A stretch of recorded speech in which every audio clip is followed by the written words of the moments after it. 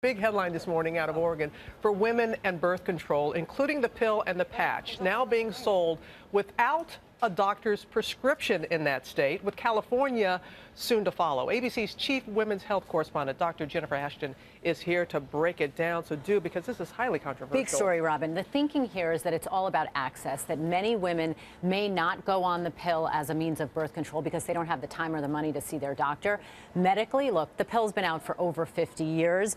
It's 92% effective with typical use, and it's generally safe. So that's kind of how things weigh out on the positive side of this. Pharmacists are great. I'm so glad for the one I have. Gives me great information. You have often talked about there are risks involved with the pill. Is a pharmacist the best person to be handling the situation? Right, and obviously this comes down to risks versus benefits. This low risk does not mean zero risk, because the pill does have a slightly increased risk of blood clots. It in fact has an 8% failure rate in preventing pregnancy with typical use. And for stating the obvious, a pharmacist is not a physician. But last night, Robin, I spoke to the president of ACOG, of the American Congress of OBGYN, and they are clear. They are all for more access to contraception for women, but they do not think the pharmacist is the right person there, because it in effect puts another person, another barrier in between the woman and that birth control. This is right in your wheelhouse. Yeah. What do you want women to know?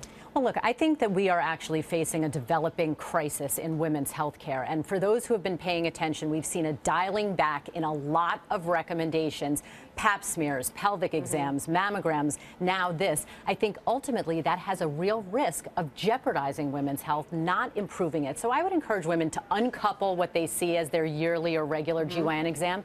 It's not just about getting a prescription. It's about treating the whole woman head to toe. As you said, it's not just about access. It's about care. It's about care, absolutely. There are going to be a lot of questions. You're going to be on Twitter? You know it. Okay, you will see it. Dr. J. Ashton on Twitter. Post your questions on GMA's Facebook page as well.